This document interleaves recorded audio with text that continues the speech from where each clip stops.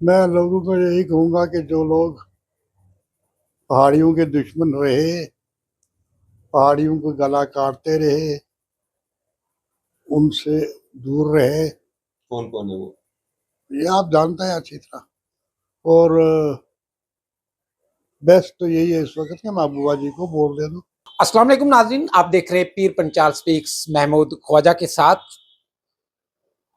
मैं देर से आया हूं पर पहुंचा जरूर हूं। आप मेरे साथ फ्रेम में देख रहे हैं जो शख्सियत मौजूद हैं। मुझे नाम लेने की ज़रूरत नहीं है, आप बाखूबी जानते हैं। बुखारी साहब की पिछले कुछ दिनों से तबीयत ठीक नहीं थी, तो इसलिए मैं हाजिर भी नहीं हो पाया।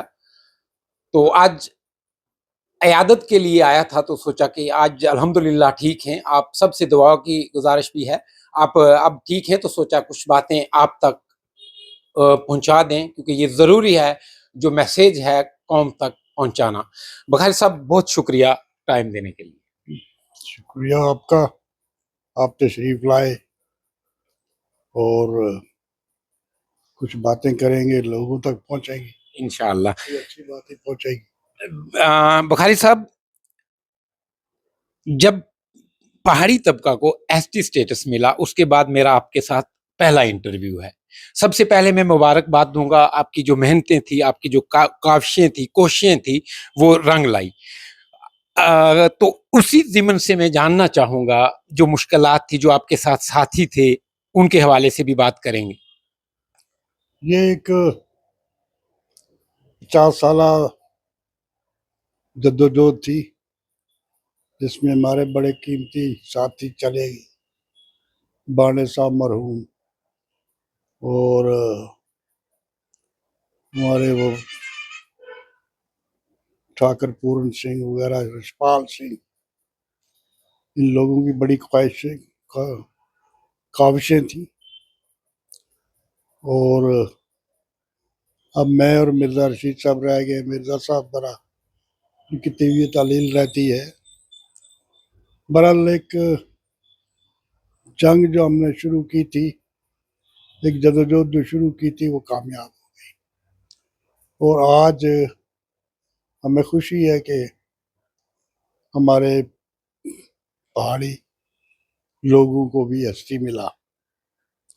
इस हस्ती पर बड़ी जदोजहद हुई, बड़ी मुखालफत हुई, बड़ी लोगों ने हमारे रास्ते का कांटा बनने की कोशिश की, मगर अल्लाह ने चाहा और हमें पहाड़ी मिनिस्ट्री मिल गया। आज बड़ी खुशी की बात है कि अब उन लोग जो वफात पा चुके, उनकी रूहें भी आज खुश होंगी कि उनको पहाड़ी मिला है। और जो हम लोग जिंदा है, हमें तो बहुत खुशी है कि हमने अपनी आंखों से पहाड़ी एसटी स्टेटस पहाड़ियों को मिलती हुआ देखा। खुशी की बात है। और हम चाहेंगे कि अल्लाह करे इसका बेनिफिट लोग उठाएं और जो लोग बहुत पीछे रह गए वो भी इसके सहारे से थोड़ा सा आगे बढ़ने की कोशिश करें। बुखारी साहब, ज्यादा लंबा चौड़ा हम इंटरव्यू नहीं करेंगे क्योंकि आपकी तबीयत ठीक नहीं है।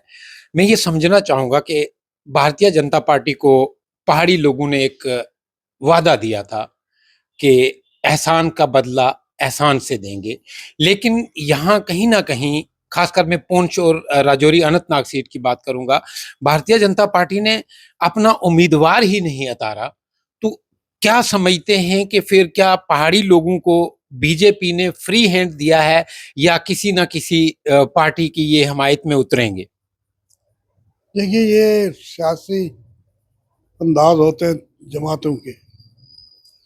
पता नहीं उन्होंने किस अंदाज से अपना कैंडिडेट ही उतारा है। अगर कैंडिडेट उतारा होता तो हमारा एक एक वोट उनको मिलता। आज भी हमारी हमदर्दियां उनके साथ रहेगी। जब जिस अंदाज से भी वो चलेंगे, पहाड़ी अपनी हमदर्दियां उनके साथ रखेंगे। पहाड़ी एहसान फरामोश नहीं है। पहाड़ी बच्चों के हाथ से कटोरा छीना है भीख, ये मामूली बात नहीं है। हमारे बच्चे भीख मांगने की कगार पे आ खड़े हुए थे, तो हम उनके शुक्रगुजार रहेंगे और जब भी कहीं वक्त मिला उनके एहसान का बदला एहसान से चुकाएंगे। बुखारी साहब, मैं समझना चाहूंगा क्योंकि पुराने सियासतदान हैं आप, अगर मान लो भारतीय जनता पार्टी किसी दूसरी पार्टी की सपोर्ट करती है, जैसे होम मिनिस्टर साहब यहाँ आए थे, उन्होंने कहा कि नेशनल कॉन्फ्रेंस पीडीपी और कांग्रेस को वोट मत दीजिए, आप किसी और को वोट दीजिए। अनंतनाग राजौरी पुंछ सीट पर फिर एक कैंडिडेट बचता है, तो क्या इस वक्त पहाड़ी जो है अगर उस तरफ जाता है बीजेपी के कहने पे, असेंबली इलेक्शन में उस इस पार्लियामेंट यानी लोकसभा इलेक्शन का क्या इम्पैक्ट पड़ने वाला है? इसका बड़ा जबरदस्त इम्पैक्ट रहेगा और हर पहाड़ी के जहन में ये बात रहेगी कि जिस जमात ने हमें दिया है, उसने जो हमें रास्ता बताया उस पर हम चलें और उस जमात का साथ देंगे जो पहाड़ियों के हक में अच्छी रहेगी। और ये साफ जाहिर है कि भाजपा ने जो काम किया है वो काबिल तारीफ, इसलिए हम भाजपा के कहने पे, उनके कहने पे, उनके बताए हुए कैंडिडेटों पर अपनी मोहर साबित करेंगे। इसी के साथ मैं समझना चाहूंगा क्योंकि सुरनकोट कॉन्स्टिट्यूंसी की बात करेंगे, आप कितना समझते हैं कि जैसे चौधरी मोहम्मद अकरम साहब ने नेशनल कॉन्फ्रेंस को ज्वाइन किया है, तो क्या समझते हैं आपके क्या यानी क्या तासुरात रहेंगे आपके इस ज्वाइनिंग को लेके? क्या नेशनल कॉन्फ्रेंस को तकवीत मिलेगी, या आपका जो वोटर है क्या वो नेशनल कॉन्फ्रेंस का वोटर था या वो आज भी आपके साथ इंटैक्ट है? देखिए, कौन कौन सी जमात ज्वाइन करता है ये मटेरियल है, हमारे सामने इसकी कोई वैल्यू नहीं है। हमारी नज़र में एक चीज की वैल्यू है कि पहाड़ियों को एसटी किसने दिया और पहाड़ियों के बच्चों को, वही बात मैं कह रहा हूँ कि उनके हाथ से भीख का कटोरा छीना है, तमाम पहाड़ी कौम उनके पीछे चलेगी। कोई पार्टी ज्वाइन करता है छोड़ता है ये इमटेरियल है, इसका कोई फर्क नहीं पड़ेगा और कोई असर नहीं होगा। बुखारी साहब, अगर लोकसभा इलेक्शन की बात की जाए, भारतीय जनता पार्टी ने अपना कैंडिडेट नहीं उतारा, पहाड़ी एहसान का बदला एहसान कैसे चुकाएगा? वो नेशनल कॉन्फ्रेंस को वोट करे, पीडीपी को वोट करे या अपनी पार्टी को वोट करे?